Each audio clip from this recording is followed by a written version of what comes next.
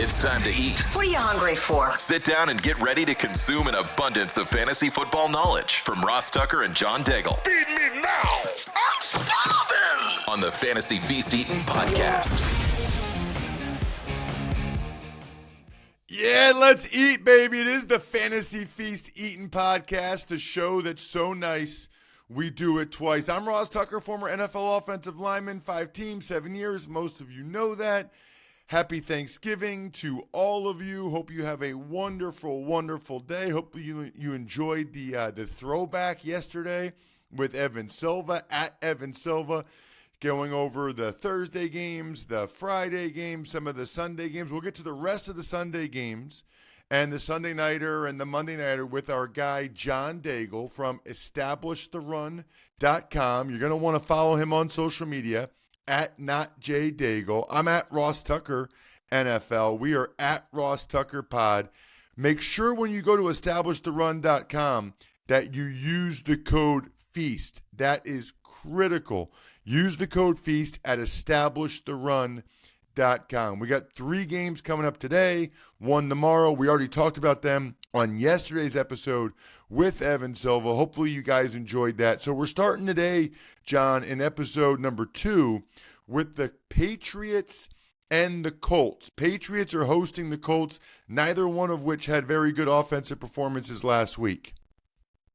And I think it's going to be a better matchup for the Colts in this one, especially since we did see, as we talked about a couple weeks ago, Anthony Richardson have his arguably best career day against a poor Jets defense. That's what this matchup is reminiscent of. 17 fantasy points now for the Patriots that they've allowed in 4 of their last 5 games to opposing quarterbacks, and that includes Aaron Rodgers and Mason Rudolph, 2 guys who have not scored 17 fantasy points every single week.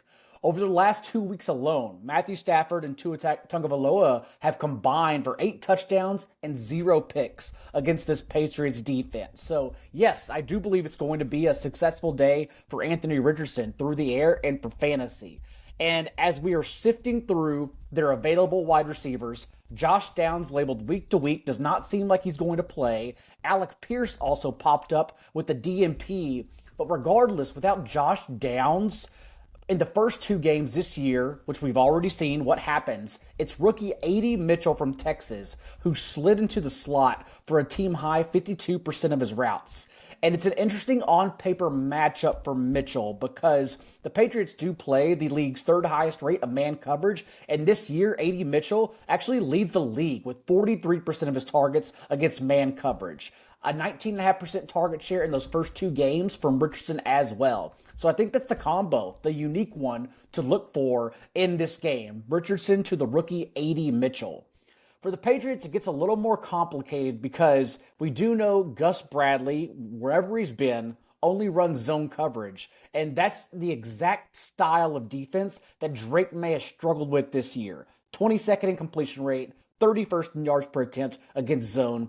We do get the little safety net that May continues offering, 4.5 scrambles per game, providing a rushing floor in his 6 full starts.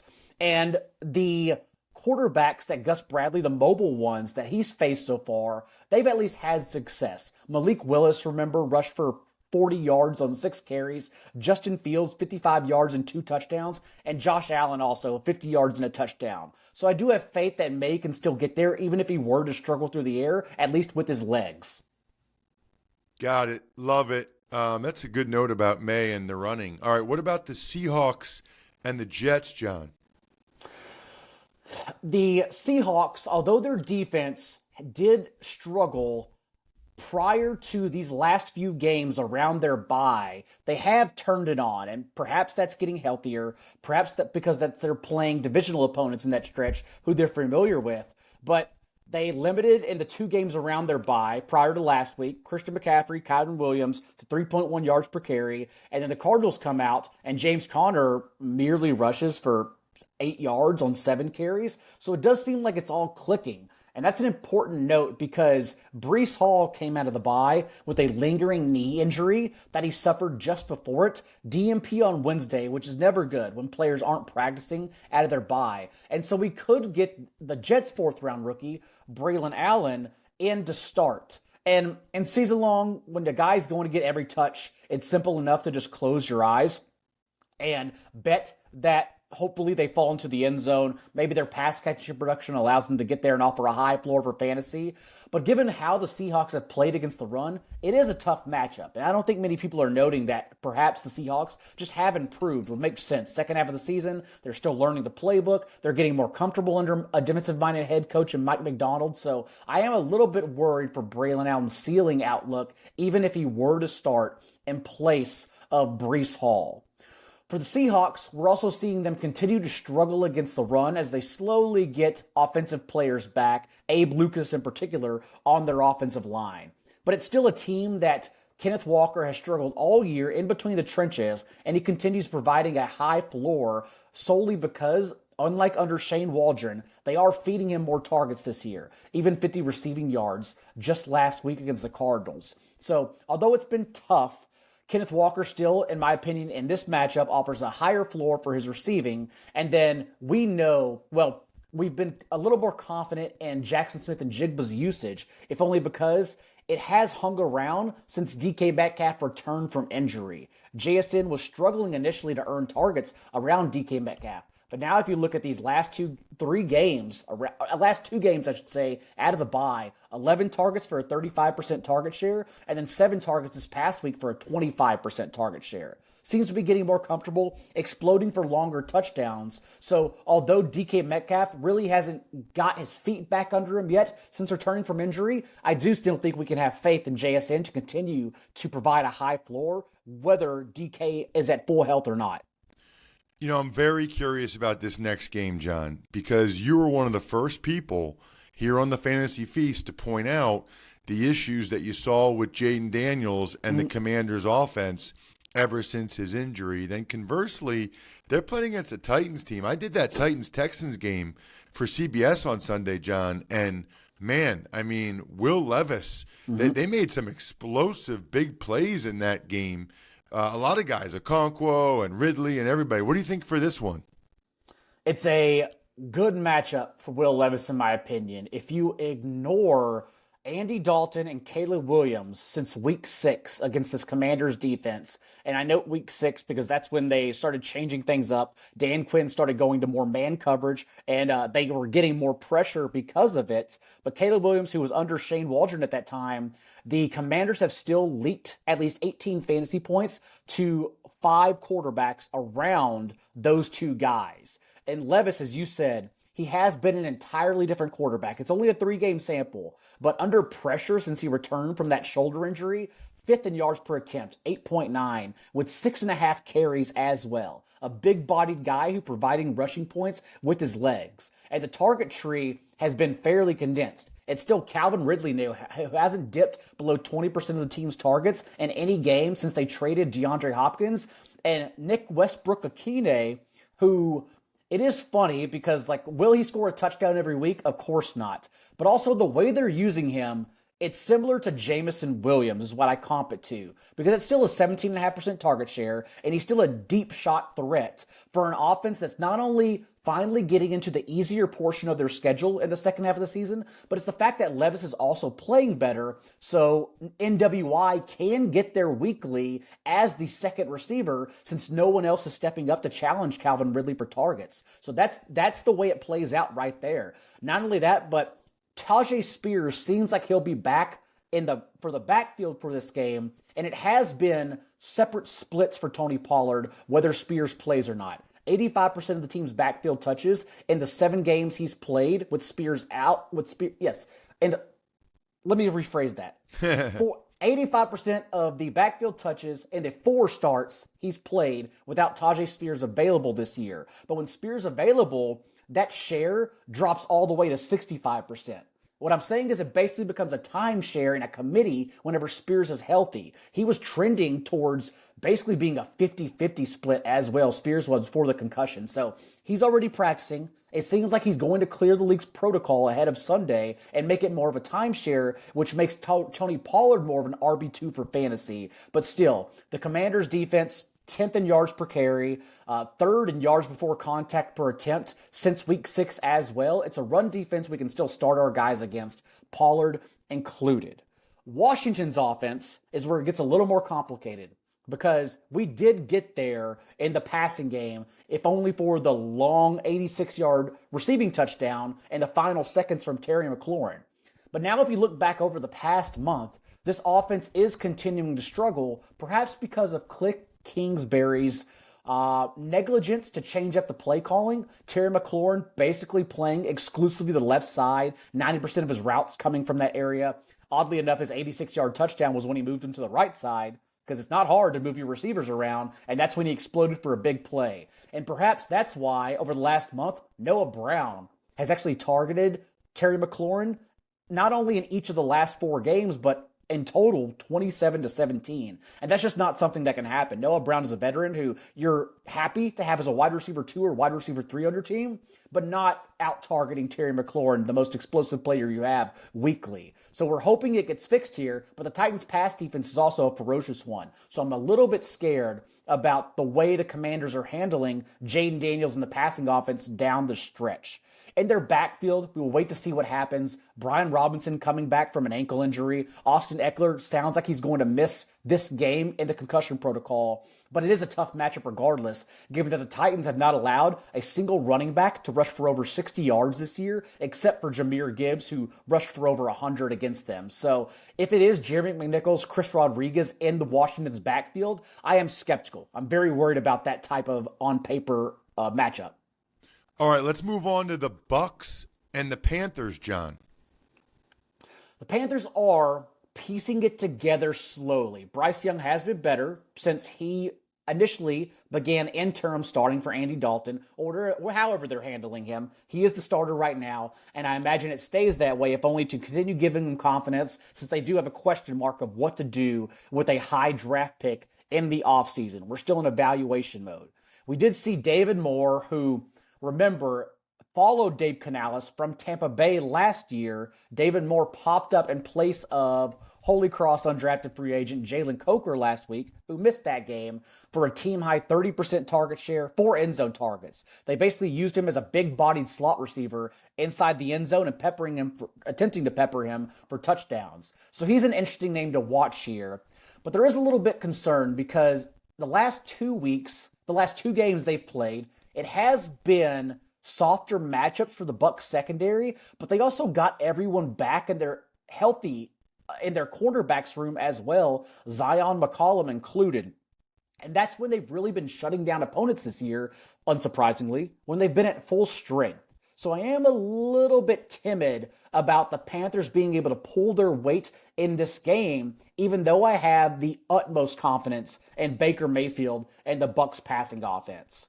For Baker, we saw him get everyone back healthy last week. We got Mike Evans back. He went 24 of 30, finished as a QB9 on the week. And the Panthers, they're still the same old defense regardless of what's happening on offense. 31st in pressure rate this year. And when Baker Mayfield hasn't been pressured from a clean pocket, he has a league-high 23 touchdowns. No one else, Lamar Jackson, the MVP included, is even at 20 touchdowns from a clean pocket this year. So I have a lot of faith in Baker Mayfield and Mike Evans, who would have played more routes in that game, was a full-time player in the first half until it became a blowout and they led by 4 scores, the Bucs did, in the third quarter. Then they could just sit everyone. Also, immense amount of faith in Bucky Irving, who you have to be ecstatic about for fantasy if you roster him right now. They came out of the bye not only with Bucky Irving unseating Rachaad White for 6 of 8 running back targets, but on the first drive alone, his 3 catches, Bucky's, were all plays called just for him, screenshots. He got tackled at the 1-yard line twice, which Sean Tucker then came in for the goal line carries, but Tucker on his second goal line carry also fumbled the ball. And then they basically took every single touch away from him from that point forward. And at the end of the day, Bucky Irving, not only a season-high 18 touches on the day, but on the first half, 12 touches to Rachaad White and Sean Tucker's 5 apiece. So this is now, based on 1 game out of the bye, all of Bucky Irving's backfield, who is more like Buccaneers Devon Achane in that style of role. You have to be happy if you have him.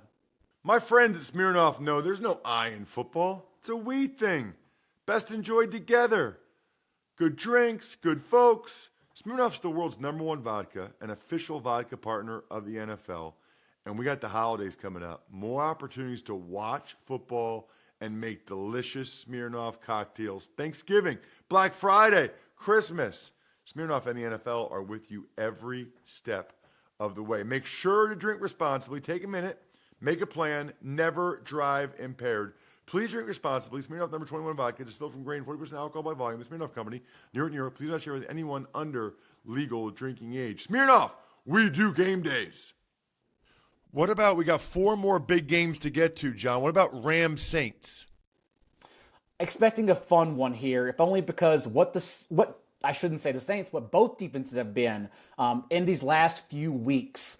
The Saints now went into their bye 2-0 under interim head coach Darren Rizzi, but more importantly, got Eric McCoy back on their offensive line. And thus, I believe that's why Derek Carr had not been pressured at even a league average rate, could finally stand upright in the pocket and deliver deep shots to Marquez Valdes-Scantling in particular.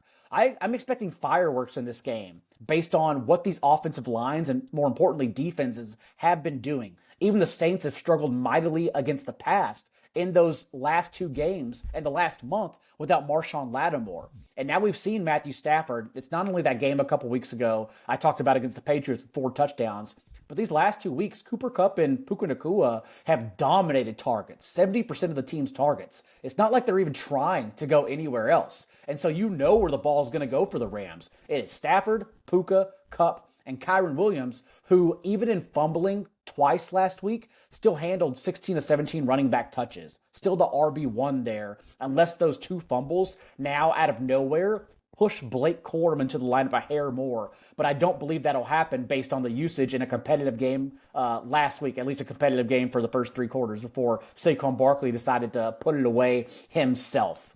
For the Saints, though, it is interesting because it is Alvin Kamara, Derek Carr, and then remember, we're coming off a historic 17-touch game for Taysom Hill that probably would have been talked about more if the Saints played last week. That's a guy who not only had a fumble and an interception in that game, but over 100 rushing yards, had 2 passes, including 1 deep shot to Marquez Valdes-Scantling as well. He's listed as a tight end in fantasy, but you can super flex him in place of a quarterback if you're desperate there. He's a top 3 tight end if that's the case as well. Their usage for Taysom Hill will just continue expanding. Even Darren Rizzi said as much, is that they're still figuring out and developing what they can do with him. I don't know how much more developing you have to do with Taysom Hill when you give him that amount of workload in your offense, but right now, he's a star for fantasy.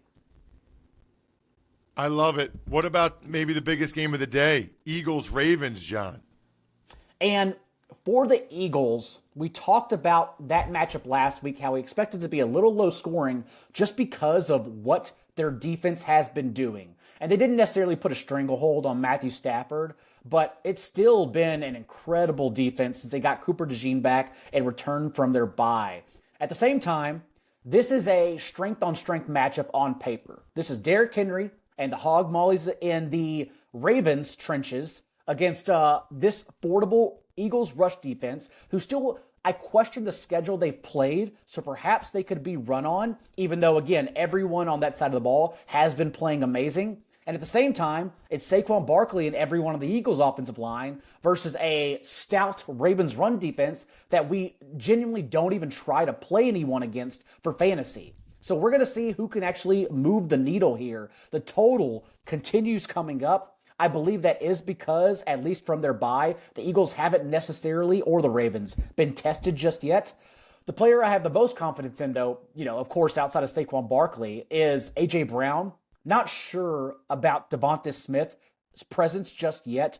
DMP on Wednesday. Perhaps he gets involved at the end of the week. But A.J. Brown now, in his 7 full starts, has earned his 30% target share. Like, that's where they confidently go to every week, sprinkling in Dallas Goedert as well when Smith hasn't been available. But this is A.J. Brown's passing offense for sure. And so I am more just interested in this game as a whole in terms of what these defenses do, where they're good at, and then on the opposite side, what those offenses are good at.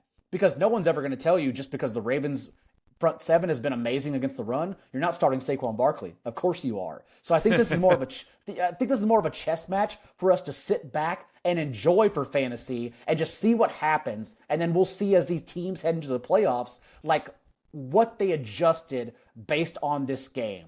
For the Ravens passing offense, I'd love to have a little more confidence, honestly, in a couple of these guys like Isaiah Likely, Mark Andrews. But again, the Eagles' pass defense has been so good. I think we stick to what we know and only trusting Zay Flowers in this game, especially because Deontay Johnson, it's clear that the fantasy world had a higher view of Deontay Johnson, like Justin Fields, than the NFL on-field product. Since Johnson, in 4 games now with the Ravens, hasn't run more than 6 routes in any game since he was acquired. It seems like he's just going to continue to be a rotational piece or more of a backup just in case Rashad Bateman were injured. So Johnson remains droppable in fantasy. Wow. Well, the Sunday night game is not droppable. I'm very much looking forward to that one. I'll be there, John. Hopefully the snow isn't too bad. It'll be the Niners and the Bills. I'll be working, so I won't be able to have any Labatt Blue Lights, but I will see a lot of Labatt Blue Lights as I'm driving through the parking lot and walking in the stadium, because those Bills fans, they know how to drink some Labatt Blue Lights with friends and live life to the power of we. Always enjoy responsibly beer.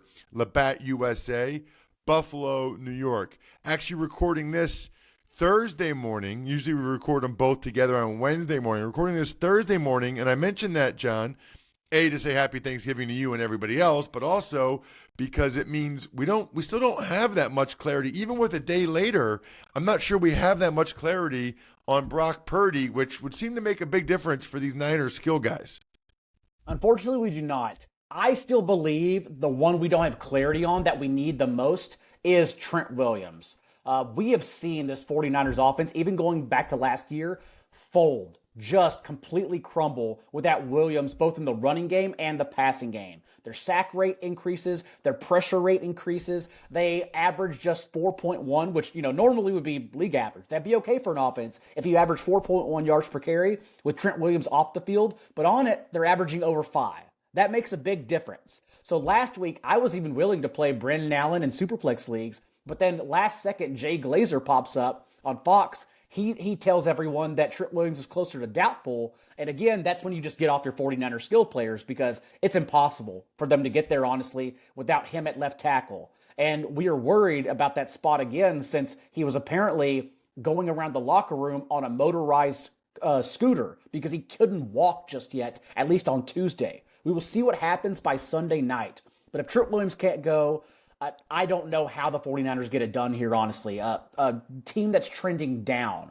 We need him for Christian McCaffrey's efficiency as well. McCaffrey now, in the 3 games since he returned, it's not only that he's been less efficient as opposed to his career, he's been the RB25 in fantasy points. Everyone who drafted him 101 overall and was excited for him to get back has been going through it. They've been experiencing what happens for an offense that's going down and just losing pieces left and right. The team took away Deebo Samuel's carries last week as well. We were hoping that could provide a higher floor for him moving forward. Doesn't seem like that's the case. Maybe that's because he's still battling that calf injury or fighting through it. We did hear that Fred Warner, although Fred Warner's been amazing this year, and you don't play opposing tight ends against the 49ers, Fred Warner's apparently playing through a dislocated ankle, per Adam Schefter. So there's just a lot going on for San Francisco right now. And you touched on it, but yes, we haven't even talked about what their passing offense becomes if Brock Purdy can't play. So it's probably the worst vibes team in the NFL right now. And that makes them Jawan Jennings, yes, flexible. Deebo Samuel, you can also stuff him in there. And Christian McCaffrey is an RB2. But honestly, I'm very, very worried about this game. And due to that, we can probably predict a healthier game script for James Cook, for the team to just continue leaning on him in a positive atmosphere. This would be perceived, again, as a matchup and potential Super Bowl preview between heavyweight contenders. But given all the injuries the 49ers are going through, I think it could be closer to a game, as we've seen from the Bills, where they allow Josh Allen to coast and they don't ask much of him, similar to, let's say, the Dolphins game, wherever they shut them down and then Josh Allen instead just stepped back and handed the ball off to James Cook. So Cook continues to be my favorite player in this matchup for the Bills. And then we'll see on Keon Coleman. We got Amari Cooper back at full strength before the bye. Keon Coleman, remember, in his only 2 appearances with Cooper this year, 21.8% target shares in both games as a wide receiver 2 or 3. Waiting on that news, though, Cooper, you can still start. Lastly, a little bit of time here for the Browns and the Broncos, John. And for the Browns and Jameis Winston, it is going to get interesting. We are coming off of that amazing snow game in Pittsburgh where Jameis just put it all on the line and performed quite well. It's also a good matchup on paper because Denver has blitzed at the league's 4th highest rate, and Winston has actually been surgical when you leave his defenders on man coverage and throwing downfield. 7th in yards per attempt, 8.7, with a 3-0 touchdown to interception ratio against the blitz this year. So although Denver's pass defense has been amazing, I do think it's an okay spot for Jameis Winston in 2 QB and Superflex leagues. It does not seem, although it's early, we get an extra 24 hours to see if he can clear the league's concussion protocol. It does not seem as if Cedric Tillman is going to play in this one. And if that's the case, it's Jerry Jeudy and Elijah Moore, who's been targeted on 25% of his routes from Jameis Winston this year, who are going to step in his place. And that, at the very least, condenses the target share, again, against an otherwise typically scary pass defense. So I still don't mind playing Jeudy and Elijah Moore in this game. Jeudy, of course, now with, in his last 3 games, 28 targets from Winston, seems to be stepping up in that place. Nick Chubb also gets there for 2 touchdowns last week. But again, it's the injury run out for Chubb, unfortunately, where it's still 3 yards per carry. So love to see him doing well. But if your trade deadline's still open, I'm definitely trying to leverage those touchdowns and swap him for a higher end wide receiver, maybe another running back package instead. For Bo Nix, they've been playing awesome. And more importantly, they are targeting everyone. We've even seen Devon Vele pop up for 4 consecutive games where his target share increased, including this past week, 23.5%. We've seen Marvin Mims now. Marvin Mims, if you include his carries, because he has 8 carries the past 3 games, he actually has more touches than Justin Jefferson the last 3 weeks, which is inexplicable on Kevin O'Connell's behalf. But also, it shows that Sean Payton is trying to find unique ways to get Marvin Mims involved because he finally understands how explosive he is.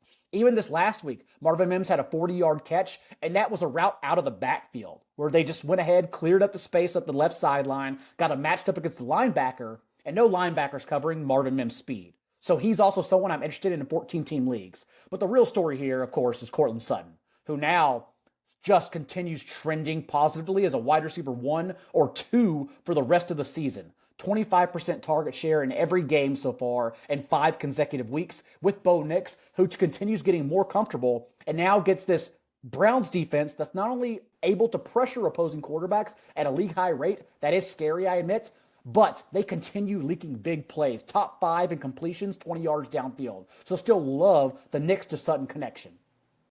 I'm stuffed. We're done. Thanks for tuning in to Fantasy Feast. Make sure to also check out the Ross Tucker Football Podcast, Even Money, and College Draft, all on the DraftKings Network, YouTube, or subscribe to the podcasts on your favorite platform.